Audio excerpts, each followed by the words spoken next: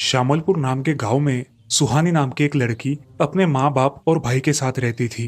गांव के सारे लोग उसके पिता समर सिंह और माता लक्ष्मी देवी का बहुत आदर किया करते थे। उनकी खेती थी और उनका बेटा श्याम खेती में बहुत मेहनत किया करता था, लेकिन वो बहुत घमंडी था। उसे अपने आप पर बहुत गर्व था। उसे लगता था कि वो अकेला ही घर में कमाता है। सुहानी घर में छोटी होने के कारण कुछ नहीं बोलती थी, मगर उससे जितना हो पाए उतना काम किया करती थी, अपने माँ बाप की सेवा करती थी। ऐसे ही एक दिन गांव के कुछ लोग समर सिंह के साथ बातें कर रहे थे। अरे भाई समर सिंह, इतने दिन अपनी बेटी को घर में कवारी बिठा कर रखेगा, उसका ब्याह नहीं करना क्या? अरे करना है ना भाई, बस कोई ढंग का रिश्ता मिल जाए, फिर सुहानी के हाथ पीले करवा दूंगा। हाँ भाई, वो भी सही है, फिक्र मत कर, हम है ना, हम ढूंढेंगे तुम्हारे लड़की के लिए रिश्ता। धन्यवाद भाइयों, आप हो तो मुझे किसी बात की चिंता नहीं। समर सिंह मन ही मन सोचता है, मेरे गांव के लोग कितने अच्छे हैं, मेरी आधी चिंता तो ऐसे ही मिटा दी। मैं बड़ा खुशनसीब हूं कि इस गांव में पैदा हुआ। अब समर सिंह घर पहुंचता है और घर जाकर अपनी पत्नी से कहता है, लक्ष्मी सुनती हो, जरा बाहर आओ, तुमसे कुछ बात करनी है। जी क्या हुआ है? आपने आवाज लगाई, क्या बात है? अरे लक्ष्मी, मैं सोच रहा हूँ कि अपने सुहानी के हाथ पीले कर दूं, क्या कहती हो? जी आपने सोचा है तो ठीक ही होगा। कुछ दिनों बाद सुहानी के लिए एक अच्छा रिश्ता आता है। सरपंच जी ये बात बताने के लिए समर सिंह के घर जाते हैं। समर सिंह जी, आपकी बेटी सुहानी के लिए मुझे एक अच्छा रिश्ता मिला है, अगर आपकी अनुमति हो तो मैं बात आगे बढ़ाऊं।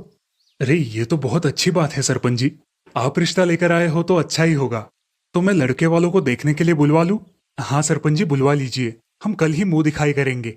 आप लड़के वालों को बोल दीजिएगा। अगले ही दिन मुंह दिखाई का कार्यक्रम होता है। लड़के वालों को सुहानी बहुत पसंद आती है। उन लोगों की हाँ सुनकर समर सिंह अपनी बेटी की शादी करवा देता है।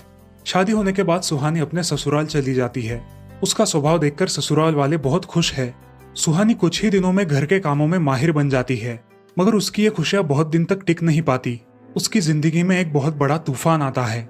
शादी के कुछ दिन बाद ही उसका पति एक हादसे में मारा जाता है। सुहानी के जिंदगी में अंधेरा छा जाता है। कुछ दिन ससुराल रहने के बाद वो अपने मायके चली आती है, लेकिन उसके भाई श्याम को ये बात पसंद नहीं आती। माँ, ये सुहानी हमारे घर कितने दिन रहने वाली है, इसे उसके ससुराल जाना चाहिए। अरे तुम्हें क्या तकलीफ है? इस घर पर जितना हक तुम्हारा है उतना ही सुहानी का भी है, समझे? अच्छा, तो इस घर में अब उसका भी हक है, उसके ससुराल में उसका कोई हक नहीं क्या? माँ, मेरी वजह से आप लोग झगड़ा मत किया करो। अगर मेरी वजह से घर वालों को तकलीफ हो रही है तो मैं यहाँ से चली जाती हूँ। हाँ वही सही होगा, तुम्हारे लिए भी और हमारे लिए भी, समझी? सुहानी, तुम्हारी वजह से हमारे घर में कोई तकलीफ नहीं हो रही है। अगर किसी को तकलीफ हो रही है तो वो इस घर से बाहर निकल जाए। कब से मैं ये विवाद सुन रहा हूँ, क्या चल रहा है श्याम? तुम क्या बात कर रहे हो, तुम्हें पता भी है? हाँ पिताजी, सब पता है, मुझे मेरा हिस्सा चाहिए, बाकी का आप देख लो। और इस करमजली सुहानी के भाग्य में रोना ही लिखा है, वो रोती रहे, मुझे क्या, मैं किसी पर निर्भर नहीं हूँ। आप मेरी चिंता मत करो, मैं मेरा देख लूंगी। ऐसा कह के सुहानी वहां से चली जाती है। कल ही मैं पंचायत बुलवाकर घर के 2 बंटवारे करता हूँ, हर रोज का टेंशन तो नहीं रहेगा। वही सही रहेगा। अगले ही दिन समर सिंह पंचायत के कुछ लोगों को और सरपंच जी को घर पे बुलाते हैं। सरपंच जी, मुझे मेरा हिस्सा चाहिए। देखा सरपंच जी कैसे बात करता है? अरे श्याम, इस उम्र में घर का बंटवारा अच्छा नहीं लगता, एक बार फिर से सोच लो। सरपंच जी, मैं अपना निर्णय ले चुका हूँ, आप घर का बंटवारा कर दीजिए। जिस बेटे को बात करने की तमीज नहीं, उससे मैं और क्या अपेक्षा करूं? सरपंच जी, आप बंटवारा कर दीजिए, ये रोज रोज की झिकझिक मुझे नहीं सही जाती। सरपंच जी घर का बंटवारा कर देते हैं और अब श्याम और उसके माता पिता अलग अलग रहने लगे। अब सुहानी खेतों में बहुत मेहनत करने लगी और उसके साथ साथ अपने माता पिता का अच्छे से ख्याल रखने लगी। ये सब देखकर श्याम बहुत जलने लगा था। सुहानी, कितना करेगी बेटी हमारे लिए?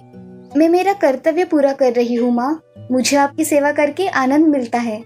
बेटी, तुमने हमारे भाग खोल दिए हैं, तुम्हारी जैसी बेटी मिलने को भी भाग्य लगते हैं।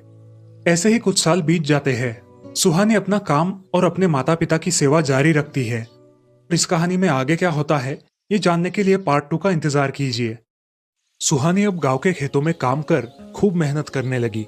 उसने अपने पूरे घर का जिम्मा अपने सिर पर उठा लिया और अपने माँ पिताजी को पूरा आराम दिया। वे दोनों अब घर पे ही रहने लगे। ऐसे ही एक दिन, अजी, हमारी सुहानी सोना है सोना, जो कितना भी घिसे खरा का खरा रहता है। हम तो सच में बहुत पुण्यवान हैं। हाँ तुम सच कह रही हो।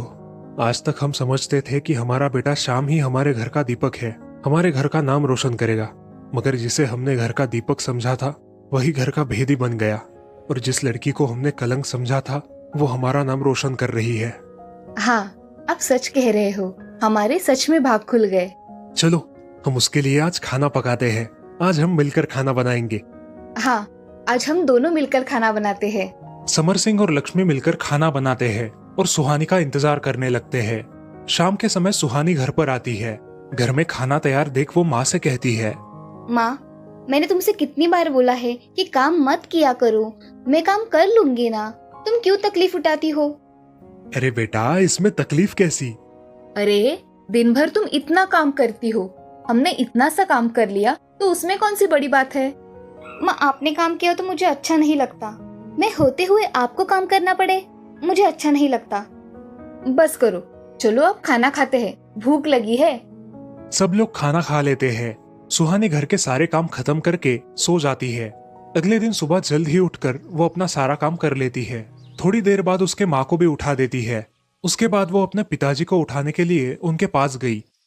पिताजी, सुबह हो गई है, आपको उठना नहीं है क्या? अरे हाँ, उठना चाहता हूँ, मगर आज बहुत थकान लग रही है, बुखार भी है, थोड़ा आराम कर लेता हूँ। अगर आपको अच्छा नहीं लग रहा है तो हम अस्पताल में चलते हैं। आज आराम करके देखता हूँ, बाद में देखेंगे। तुम जाओ, अपने काम पर जाओ। माँ, अगर कुछ ज्यादा लगा तो मुझे बुला लेना, अब मैं चलती हूँ। अरे तुम जाओ बेटा, मेरी चिंता मत करो। हाँ बेटी, तुम जाओ, मैं हूँ यहाँ पे। अगर कुछ लगा तो बुलावा भेज दूंगी, ठीक है? जी ठीक है, मैं चलती हूँ। सुहानी घर से काम के लिए निकल गई, लेकिन यहाँ समर सिंह का बुखार उतरने का नाम ही नहीं ले रहा। लक्ष्मी ने एक बच्चे को सुहानी को घर बुलाने के लिए भेजा। सुहानी दीदी, काका को बहुत तेज बुखार आया है, तुम्हें घर पर बुलाया है। अच्छा, तुम चलो, मैं आती हूँ। ये बात सुनकर सुहानी दौड़ी दौड़ी घर चली आती है। घर आकर अपने पिताजी की हालत देखकर वो वहाँ से सीधे सरपंच जी के पास चली जाती है। सरपंच काका, मुझे आपसे जरा काम है। हाँ बोलो सुहानी बेटी, क्या बात है? काका, पिताजी को बहुत तेज बुखार है, आप मेरे साथ घर चलिए, हम उन्हें अच्छे अस्पताल में लेकर जाएंगे। ठीक है, चलो बेटी। सरपंच जी सुहानी के साथ उसके घर आते हैं। अरे सुहानी, इनका बदन तो बहुत गर्म है, हमें इन्हें अस्पताल लेकर जाना पड़ेगा। सरपंच जी गांव में फोन करके गाड़ी बुलवा लेते हैं और समर सिंह को अस्पताल लेकर जाते हैं। सुहानी भी उनके साथ चली जाती है। अस्पताल में डॉक्टर समर सिंह को देखते हैं। इनको मैं कुछ दवाइयाँ लिख के देता हूँ, उनसे इन्हें आराम पड़ जाएगा। अब आप इन्हें घर पे लेकर जाओ। धन्यवाद डॉक्टर साहब। सुहानी उसके पिताजी और सरपंच जी के साथ घर आती है। सुहानी अपने पिताजी को खाना खिलाकर दवाइयाँ देती है। 1-2 दिन ऐसे ही निकल जाते हैं, मगर समर सिंह पर उन दवाइयों का कोई असर नहीं होता। सुहानी फिर एक बार डॉक्टर को घर बुलाती है। डॉक्टर साहब, इनकी तबीयत में सुधार क्यों नहीं आ रहा है? जी, इन पे अब दवाइयों का कोई असर नहीं हो रहा। अब आप इन पर ज्यादा खर्चा मत कीजिए, इनकी उम्र हो गई है, इन पर दवाइयों का ज्यादा असर नहीं होगा। डॉक्टर साहब, आप ऐसा बोलोगे तो कैसे होगा? मैं वही बोल रहा हूँ जो समर सिंह जी का शरीर बता रहा है। ये बात सुनकर लक्ष्मी रोने लगती है। डॉक्टर वहाँ से चले जाते हैं और अब सुहानी बहुत सोच में पड़ जाती है, मगर उसे उसका फर्ज निभाना था। वो थोड़े थोड़े करके पैसे जमा करने लगी। समर सिंह की तबीयत में कोई सुधार नहीं आया। ऐसे ही एक दिन उनकी हालत बहुत खराब हो गई। सुहानी बेटा, सरपंच जी को बुला कर लाओ। जी पिताजी, अभी बुला कर लाती हूँ। सुहानी सरपंच जी को अपने घर ले आती है। अरे बोलो ना समर सिंह, तुमने बुलाया? सरपंच जी, मेरे जाने के बाद मेरे परिवार की जिम्मेदारी आपकी है, मेरी सुहानी का ख्याल रखना। अरे सुहानी तो मेरी भी बिटिया है, जब तक मुझ में जान है तब तक मैं उसका ध्यान रखूंगा, तू चिंता मत कर। सरपंच जी की ये बात सुनकर समर सिंह अपनी आंखें बंद कर लेते हैं, वो भी हमेशा के लिए। सुहानी और लक्ष्मी जोर जोर से रोने लगती है। सुहानी अपने भाई को बुलाने के लिए उनके पुराने घर जाती है। भैया, जो भी हुआ वो छोड़ दो, पिताजी का देहांत हो गया है, अब घर चलो। वो तो मेरे लिए बंटवारे के दिन ही मर गए थे। अपने भाई की ये बात सुनकर सुहानी चुपचाप अपने घर वापस लौट आई।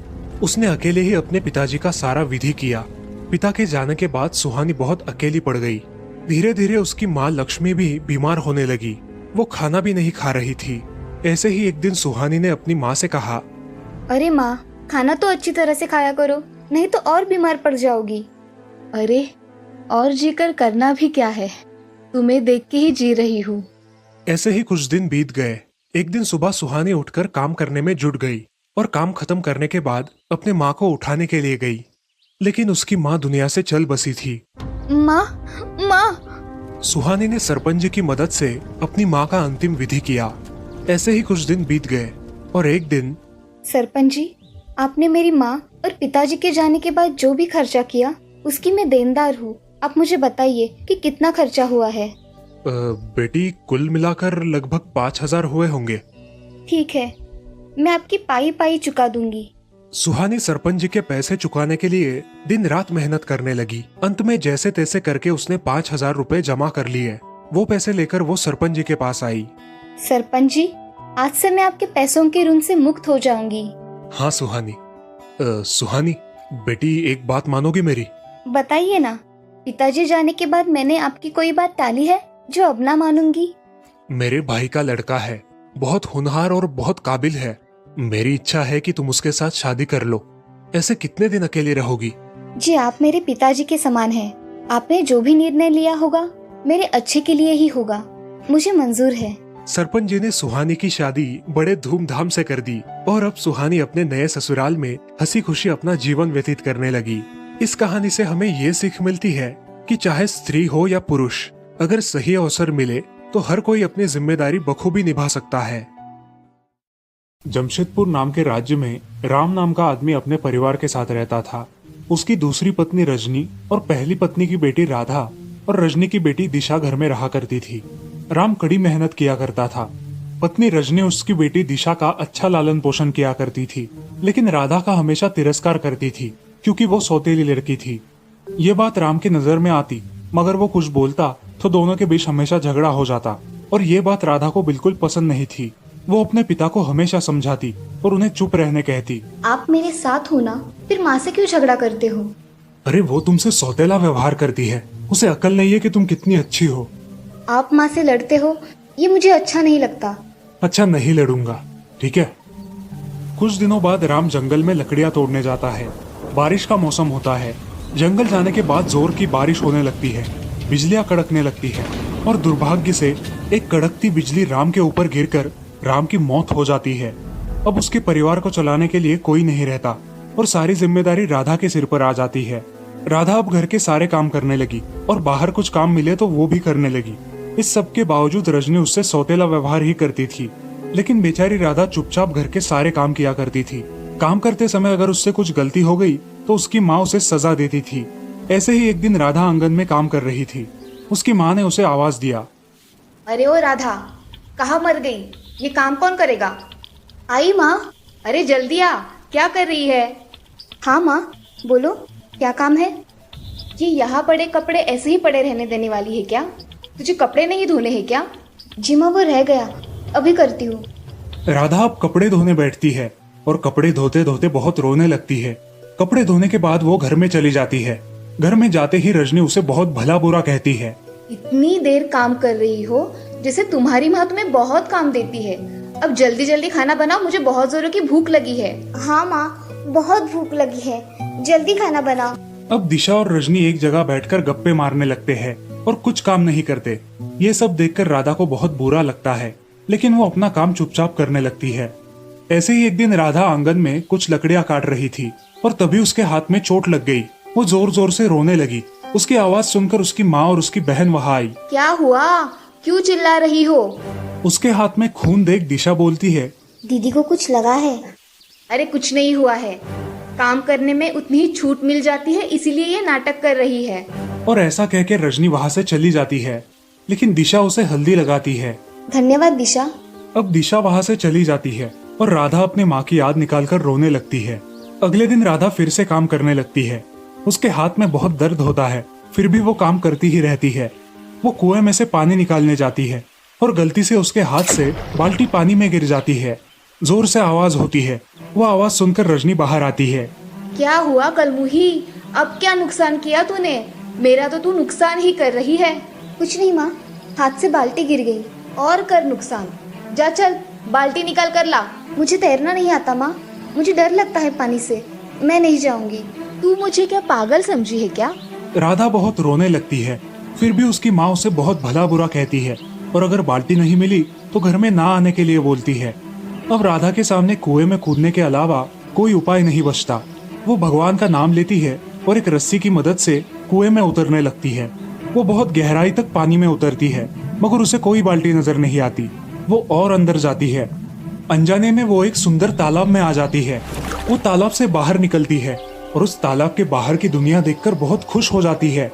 बाहर निकलने के बाद वहां के रास्ते पर उसे एक सेब का पेड़ दिखाई देता है जो रो रहा था। राधा उस पेड़ के पास जाती है और उससे बात करती है। हे सेब के पेड़, तुम क्यों रो रहे हो? क्या हुआ है तुम्हें? बेटी, मेरा ये पेड़ सेब के वजन से झुक गया है और मेरी टहनियां भी झुक गई है। इससे मुझे बहुत दर्द हो रहा है। क्या तुम मुझ पर लगे इन सेब को निकालोगी? क्यों नहीं पेड़, मैं अभी निकाल देती हूँ। ऐसा कहकर राधा उस पेड़ से सारे सेब निकाल लेती है। अब वो पेड़ बहुत हल्का महसूस करता है और राधा से कहता है, धन्यवाद बेटी, तुमने मेरी बहुत बड़ी मदद की है। अब मुझे हल्का हल्का महसूस हो रहा है। बेटी, तुम अब इस रास्ते से आगे जाओ। राधा उस पेड़ को धन्यवाद देके आगे बढ़ती है। आगे बढ़कर उसे एक गाय दिखाई देती है जो लंगड़ कर चल रही थी। वो गाय लंगड़ते हुए उसके पास आई और राधा से कहा, बेटी, क्या तुम मेरी थोड़ी मदद कर दोगी? हाँ करूँगी ना, बताओ क्या मदद करूँ मैं आपकी? मेरे पैर में कांटा चुभा है, क्या उसे निकाल दोगी? बहुत मदद होगी तुम्हारी। हाँ, मैं निकाल देती हूँ। राधा गाय के पैर से कांटा निकाल देती है। कांटा निकालते ही गाय को बहुत अच्छा लगता है और गाय उसे आशीर्वाद देती है। मुझे मदद करने के लिए धन्यवाद। बेटी, अब तुम आगे जा सकती हो, और अगर तुम्हें कोई भी जरूरत हो तो तुम मुझे आवाज लगा देना, मैं आ जाऊंगी। अब राधा उस गाय के बताए मुताबिक एक पहाड़ी पर चढ़ने लगती है। चढ़ते चढ़ते रास्ते में उसे एक जंगल लगता है जहाँ बहुत सारे पशु पक्षी होते हैं। तभी एक चिड़िया उसके कंधे पर आकर बैठती है और उससे बातें करने लगती है। लड़की, तुम कहाँ से आई हो और यहाँ क्या कर रही हो? कुएं में मेरी बाल्टी गिर गई थी, इसीलिए उसे लाने के लिए मैं पानी में कूद गई और यहाँ आ पहुँची। यहाँ की दुनिया तो बड़ी ही अनोखी है। यहाँ के सारे प्राणी बोलते हैं क्या? हाँ, यहाँ के सारे जानवर बोल सकते हैं और अपने मुताबिक जी भी सकते हैं। इस जंगल को भगवान का आशीर्वाद मिला है। तुम अब आगे जाओ। ठीक है। अब चिड़िया जैसा बताती है वैसा ही राधा करती है। आगे जाकर उसे एक झोपड़ी दिखाई देती है जो घास से बनी हुई थी। राधा उस झोपड़ी के पास जाती है और उसका दरवाजा ठकठकाती है। तभी अंदर से एक बूढ़ी दादी बाहर आती है। तुम कौन हो और यहाँ कैसे आई?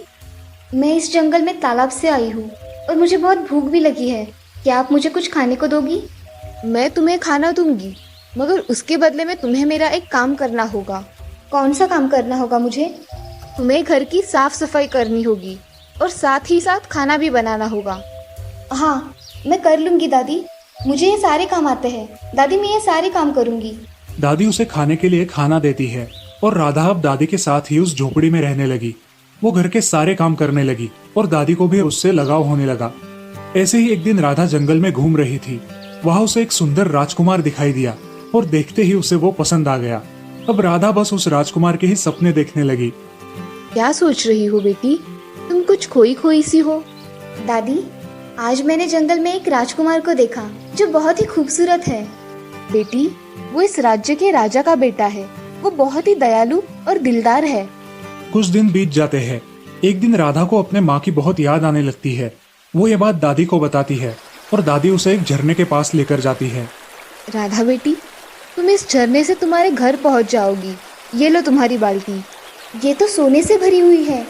राधा झरने के नीचे खड़ी रहती है और उसके बदन पर सोने के आभूषण आ जाते हैं। दादी, ये किसके लिए है? ये सब तुम्हारे लिए है। अब ये झरना तुम्हें तुम्हारे घर तक ले जाएगा। ऐसा कहते ही राधा वहाँ से गायब हो गई और अपने माँ के घर लौट आई। माँ देखो, ये तो राधा है ना? इसके बदन पर कितने आभूषण है, देखो, सब सोने के लगते हैं। रजनी भी वहाँ आ जाती है और राधा से पूछताछ करती है। राधा सब सच बता देती है। अब उसकी माँ लालच में आकर अपनी बेटी दिशा से कहती है, बेटा दिशा, तू भी उस कुएं से उस जंगल में जा और जल्दी से सोना लेकर आ। जी माँ, अभी जाती हूँ। अब दिशा उस कुएं में कूद जाती है और तालाब से बाहर निकलती है। वो राधा ने बताए हुए रास्ते पर चलने लगती है। उसे भी रास्ते में वो सेब का पेड़ दिखाई देता है। बेटी, मेरे पेड़ के सेब निकाल दोगी? मुझे सोना चाहिए मैं तुम्हारे पेड़ के सेब तोड़ने नहीं आई हूँ। ऐसा कह के दिशा उस पेड़ को वैसा ही छोड़ के आगे चली जाती है। अब आगे उसे रास्ते पर वो लंगड़ी गाय मिलती है। गाय उससे कहती है, बेटी, क्या तुम मेरी थोड़ी मदद कर दोगी?